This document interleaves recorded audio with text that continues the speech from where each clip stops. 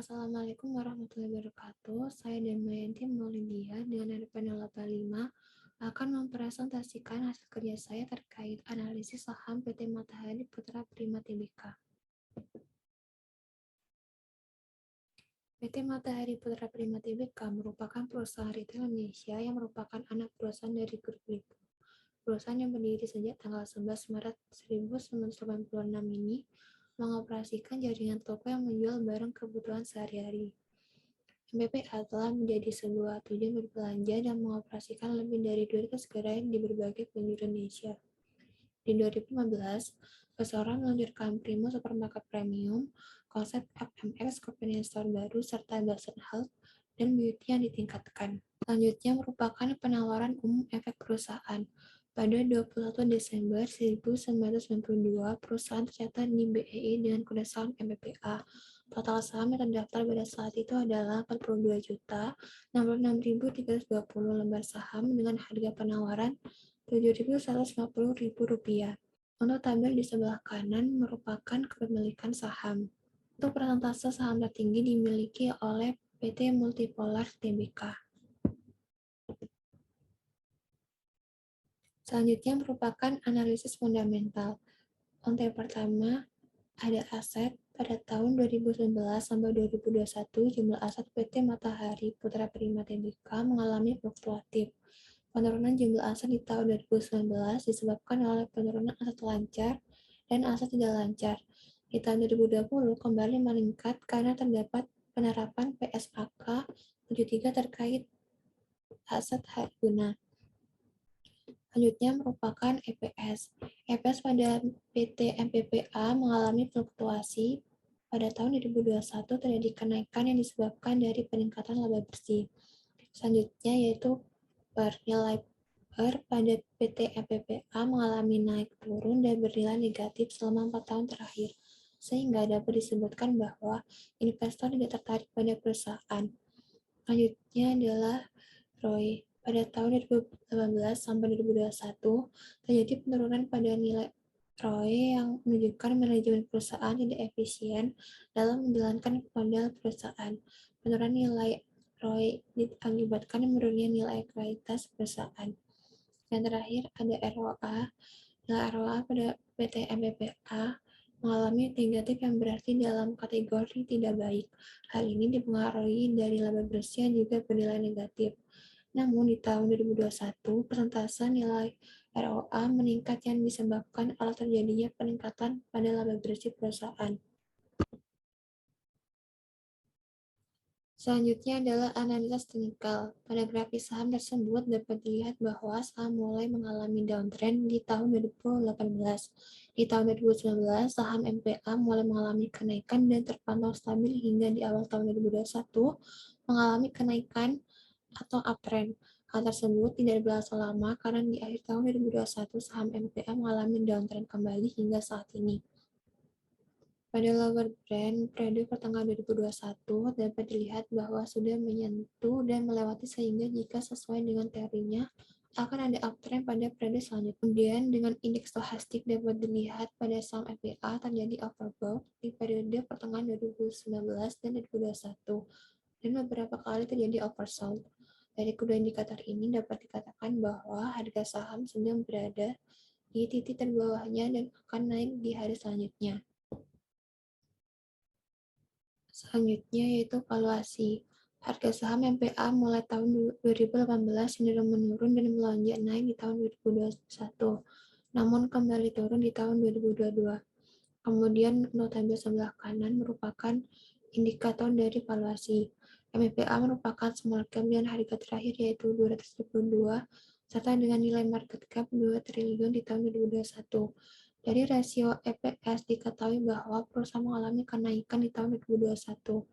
Di tahun 2019 hingga 2021, perusahaan memiliki nilai PBV di atas 1, yang berarti bahwa harga saham dapat dikatakan mahal.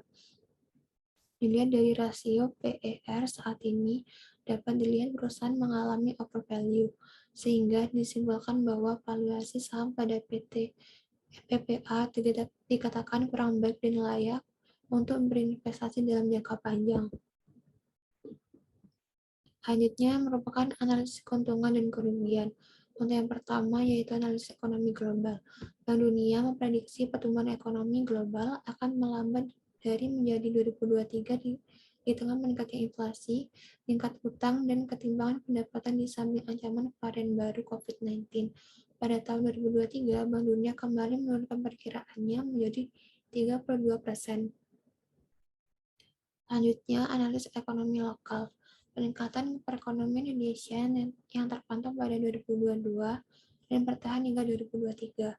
Respon pandemi dan kebijakan pemulihan ekonomi nasional yang efektif pada 2021 dan diperkuat pada 2022. Dengan fokus pada penyiptaan tenaga kerja serta perlindungan kesehatan dan masyarakat, tentu menjadi dorongan. Selanjutnya yaitu tinjauan industri dan posisi persaingan. Retail menjadi salah satu sektor ekonomi yang paling terdampak akibat pandemi COVID-19, termasuk PT MPPA. Emiten yang mengelola jaringan toko hypermart ini juga telah memasang strategi untuk beradaptasi dengan kondisi pandemi. Corporate Secretary dan Public Relations Director MPPA Dani Konjungian mengumumkan kontribusi pendapatan MPPA saat ini mencapai 96% dari segmen hypermart dan supermarket. Sisanya ditawarkan oleh segmen grocery dan toko serba ada, masing-masing dengan pangsa 2%. Kemudian untuk posisi persaingan terjadi antar perusahaan bisnis retail, yaitu persaingan antara bisnis retail tradisional dan modern, atau persaingan antara retail lokal dan ASEAN dapat dikatakan kuat. Jumlah pengecer terus bertambah, namun konsumsinya rendah karena daya beli masyarakat rendah. Kemudian jumlah penjualan besar, serta kondisi makroekonomi dan keamanan yang lebih stabil dapat menarik pendatang baru yang potensial untuk berinvestasi di Indonesia. Selanjutnya adalah analisis keuangan. Berdasarkan tabel di atas, sila pendapatan perusahaan mengalami penurunan di tahun 2018 hingga 2021. Penurunan ini diperkirakan dipengaruhi oleh semakin banyak pesaing dalam industri bisnis retail. Laba kota perusahaan mengalami penurunan yang dipengaruhi oleh jumlah pendapatan diperoleh perusahaan. Kerugian bersih perusahaan terus berkurang di periode 2015 sampai 2022. Hal ini menandakan bahwa perusahaan telah mampu menekankan beban biaya lainnya yang dapat mengurangi nilai keuntungan diperoleh. Selanjutnya yaitu risiko dan mitigasi investasi. Untuk risiko internal, nilai kewajiban perusahaan mengalami fluktuatif. Kemudian di tahun 2021 terjadi penurunan. Hal ini dapat diartikan bahwa nilai pembayaran pajak yang meningkat. Kemudian untuk risiko eksternal, semakin tinggi tingkat inflasi, maka kesadaran pemegang saham akan menurun. Dilihat pada tabel bahwa tingkat inflasi di Indonesia cenderung mengalami penurunan di tahun 2015 sampai 2021. Kemudian untuk mitigasi risiko investasi, dapat disimpulkan untuk upaya mitigasi risiko investasi disarankan kepada investor yang berinvestasi jangka panjang mengambil keputusan sell karena pertumbuhan perusahaan tidak menentu untuk diprediksi ke depannya. Namun untuk investasi jangka pendek, saham MPPA dapat dijadikan sebagai pilihan berinvestasi jangka pendek karena harga saham yang murah sehingga dapat meminimalisir kerugian. Selanjutnya adalah harga target dan keputusan investasi.